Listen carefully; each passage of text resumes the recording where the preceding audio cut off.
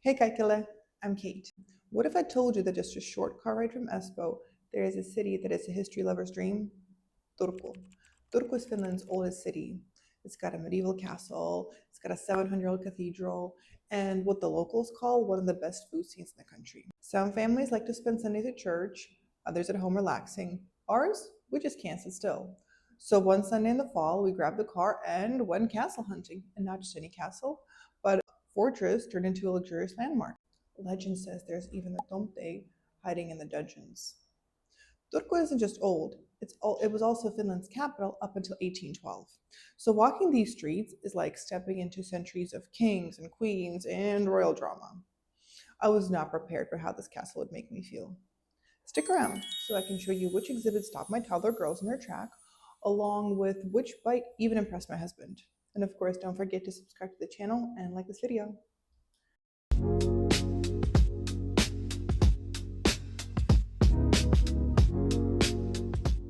The road itself felt like part of the adventure. It was about an hour and a half drive, but it took us through 9 huge tunnels carved through granite hills, some as long as like 1 kilometer, which was just mesmerizing. The girls in the back seat had their own vibe, sketching on their LED tablets, window watching, and of course, demanding their favorite audiobook. By the time we rolled into downtown Turku, it already felt like a very different vibe.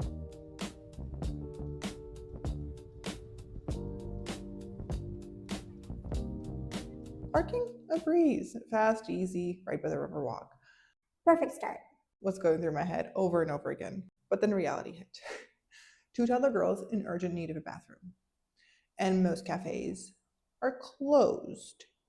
I decided to Google public bathroom, and the map pointed me to a metal box in the middle of the street with a phone number attached to the door. Apparently, all you had to do was dial the number, get charged €25, and the door clicks open. My confidence level was pretty low. But we had 2 options, either the metal box or the bushes. We decided to gamble and go for the metal box. I dialed the number and the door clicked open. We all shuffled inside. It was old, not well taken care of, but clean enough. Crisis averted. By this point in time, Igor and I were in some desperate need of a coffee. We're still kind of running on instant coffee while we wait for our espresso machine to arrive by sea, along with the rest of our stuff. Subscribe if you'd like to hear that story. I digress. Sundays in Europe can kind of feel like the entire city goes on vacation. It was nearly 11 a.m. Every cafe I had pinned was closed and not planning to open that day. This is one of those things that I, as an American, am still getting used to and still kind of struggling with. So, you know, we picked a cafe on the river. It was not Instagram famous, but it was open, warm, and had a proper espresso on the menu. It was Cafe Manuela. Let me know if you guys have ever been there. It ended up being a winner. One thing you have to know about my husband, he is impossible to please restaurant food. Absolutely impossible. He ordered a savory crepe filled with ground beef.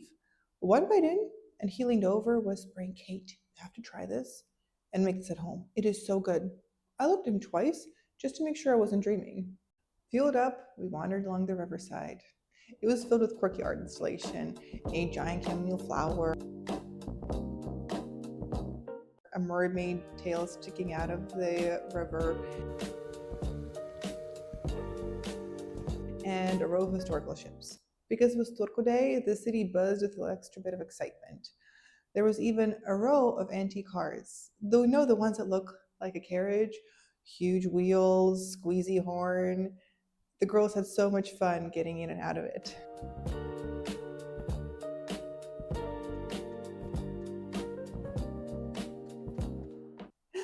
And then came the real test.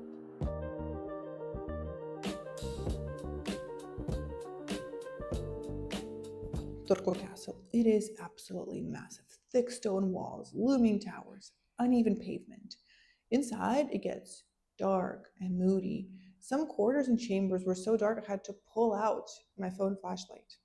My oldest struggles a bit in low light, and the girls were already tired from all of the river walking. So keeping them calm and still and hands off medieval artifacts was a bit of a challenge. And then we stumbled into an exhibit. It was featuring beautiful gowns, jeweled accessories, delicate doll houses, and shining tableware. The girls fell silent, still, and excited. They started dragging each other from one display to another, whispering what they would wear if they were princess and what their babies would wear. For a moment, history stopped being hard and became a fairy tale that they could experience. That was the moment both they and I were waiting for. When we left the castle premises, Igor's ankle was begging for mercy, so we needed to head back to the car. Instead of walking back by the busy river, we decided to walk a few blocks inwards.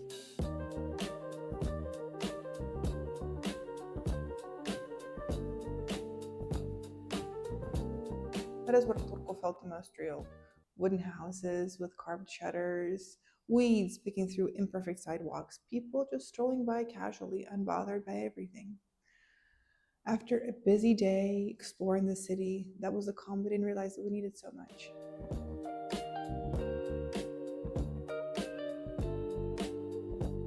So that was our Sunday in Turku. A little bit of tunnels, castles, crêpes, and sprinkled on top with a bit of chaos. What I loved most about this city is that it blends deep history with everyday life. It's not just the castle and the cathedral. It's the people, it's the little streets, it's the quiet corners. Turku reminded me of why I love exploring so much. Every city has its own vibe, its surprise, its own story. And this one was just the beginning. Next time we're heading somewhere completely different, so don't forget to subscribe if you'd like to come along. Remember, life is too short for boring adventures. Moi moi.